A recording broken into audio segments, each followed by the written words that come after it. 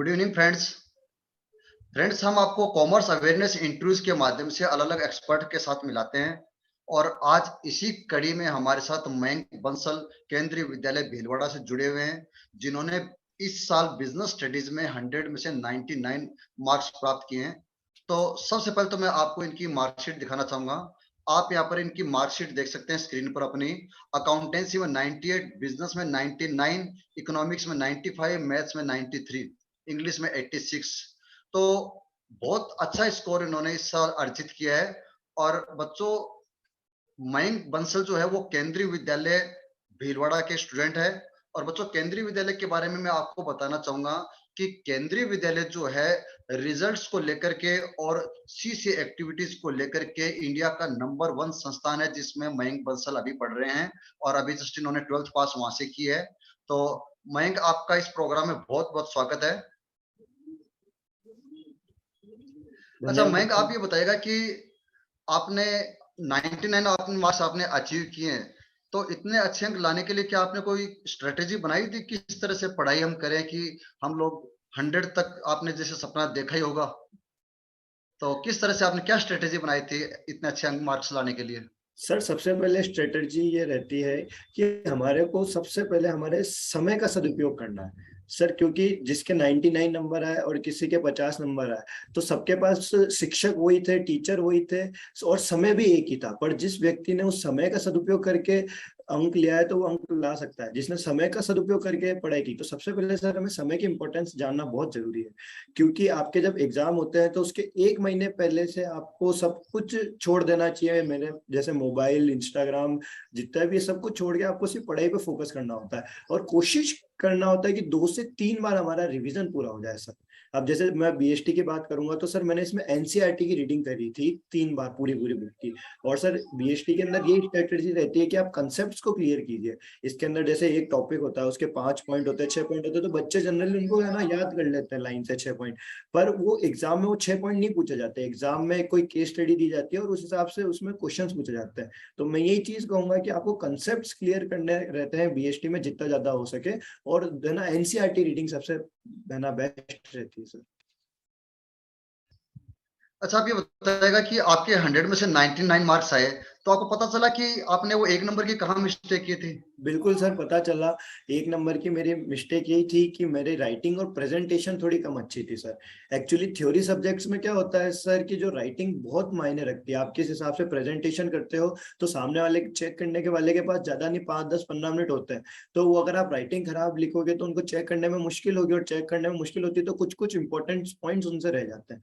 तो मैं यही कहना चाहूंगा, राइटिंग अच्छी रखनी है, प्रेजेंटेशन अच्छी रखनी है और अंडरलाइन करने हैं आपके main main words. Practical subject में तो क्या है सर, जो आंसर सही आता है तो नंबर मिल जाते हैं, पर थ्योरिटिकल सब्जेक्ट के अंदर आपकी राइटिंग और प्रेजेंटेशन बहुत मायने रखती है। मेरे 1 नंबर 100% सर उधर ही कटे। अच्छा अच्छा, एक बार बताइएगा कि आपने बिजनेस स्टडीज की तैयारी के लिए क्या कोई सैंपल पेपर सोल्व किए थे सीबीएसई के? सर बिजनेस स्टडीज की तैयारी के लिए मैंने तो नहीं किए थे सर, क्योंकि जो भी क्वेश्चंस आते हैं वो सब एनसीईआरटी से आते हैं। तो मैंने अपने उस समय को बचा के एनसीईआरटी को वापस एक बार और पढ़ा था, क्योंकि सर आप कोई भी एक टॉपिक पढ़ते हैं तो उसे है ना 500 1000 क्वेश्चन बन सकते हैं। तो पर आप जितने भी क्वेश्चन पढ़ के जाओ, जरूरी नहीं है कि एग्जाम में वही क्वेश्चन आए। तो मैंने इससे बढ़िया कंटेंट को बार बार पढ़ा है कि जिससे जितने भी क्वेश्चन है उसे मैं सॉल्व कर सकूं सर।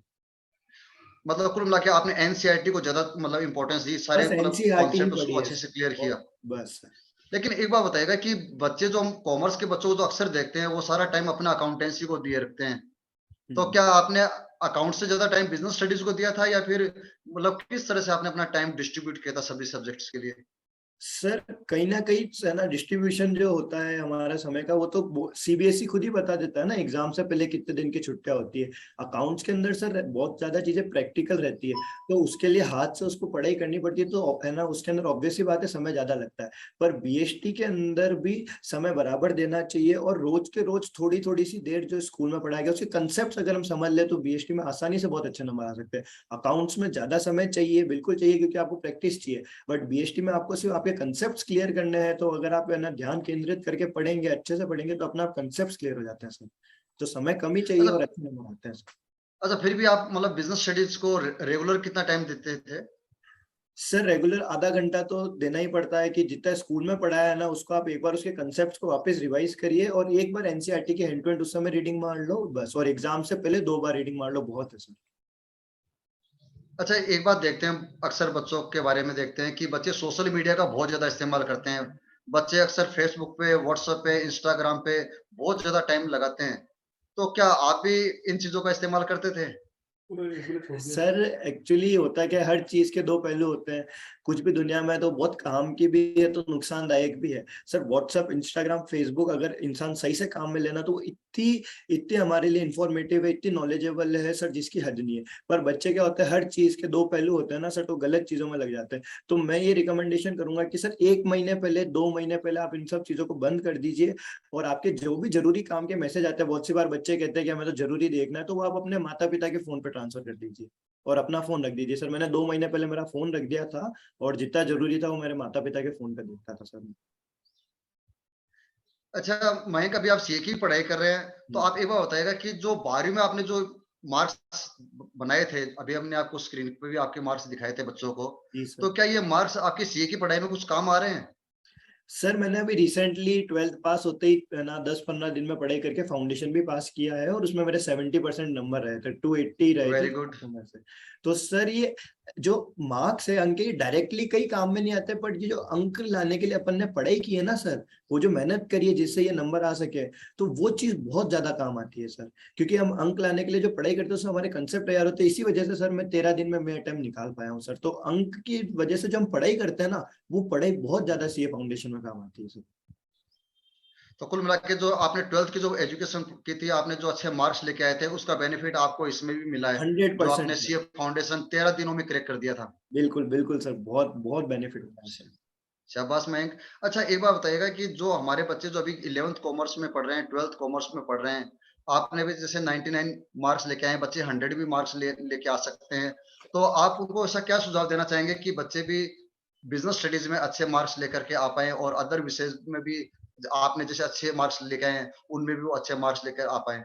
सर मैं यही सुझाव देना चाहूंगा, सबसे पहले बच्चे बहुत से होते हैं जो बहुत पढ़ सकते हैं पर वो पढ़ते नहीं है सर। तो मैं ये कहना चाहूंगा सबसे पहले हमारे को पढ़ाई की इंपॉर्टेंस समझनी चाहिए, कि सर आज अगर आप 11वीं 12वीं आप पढ़ेंगे, आगे पढ़ेंगे, तो सर आप कोई भी जीवन में आगे काम करना चाहेंगे ना, तो आपको उस चीज की नॉलेज और पकड़ रहेगी, तो कोई भी आपको मूर्ख नहीं बना पाएगा। तो सबसे पहले सर ये कहना, हमारे को पढ़ाई की इंपॉर्टेंस समझनी चाहिए। और बहुत सी बार क्या होता है, बच्चे पढ़ते हैं, पढ़ने के बाद मेरे साथ भी हुआ है ना, अंक नहीं आते, नंबर नहीं आते, तो बच्चे सर डिप्रेस हो जाते हैं कि मैंने इतनी मेहनत करी तो भी नंबर नहीं आया, तो फिर पढ़ के क्या मतलब। तो सर मेरा यही सबसे ज्यादा सुझाव रहेगा कि आपको हमेशा पहना पढ़ाई करनी है, अंक नहीं देखना है। आपको हमेशा जो सामने शिक्षक बोल रहा है आपको कंसेप्ट समझना है।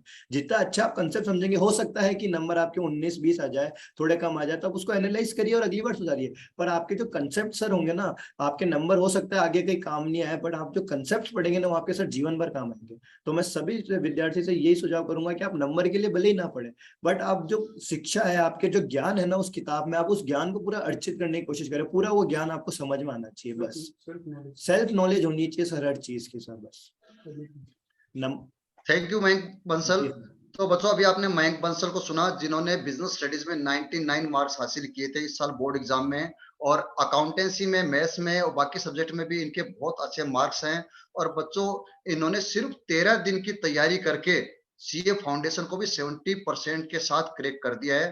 तो बच्चों आप सोच के देखिएगा कि जो बच्चा 11th 12th में पढ़ाई पर पूरा फोकस कर लेता है, वो किस तरह से फर्स्ट अटेम्प्ट में ही सीए फाउंडेशन भी क्रैक कर सकता है। और आपके सामने मयंक बंसल इसका एक एग्जाम्पल है। तो जो भी बच्चे इस प्रोग्राम को देख रहे हैं, मैं उन सभी से रिक्वेस्ट करूंगा कि अगर अभी तक आपने इस कॉमर्स अवेयरनेस चैनल को सब्सक्राइब नहीं किया है, तो आप इसे जल्दी से जल्दी सब्सक्राइब कर लीजिएगा। और जो भी वीडियो जिस पे अपलोड होते हैं, वो आप अपने दोस्तों के साथ, जो भी कॉमर्स पढ़ रहे हैं उनके साथ शेयर कीजिएगा, ताकि जो अलग अलग कैरियर के बारे में, कोर्सेज के बारे में, किस तरह से बच्चों को पढ़ना है, उसके बारे में जानकारी देने के लिए जो वीडियो इस चैनल पर अपलोड किए जाते हैं, उसका बेनिफिट आप सभी को मिल सके। तो इस वीडियो को देखने वाले सभी बच्चों का, पेरेंट्स का बहुत बहुत धन्यवाद।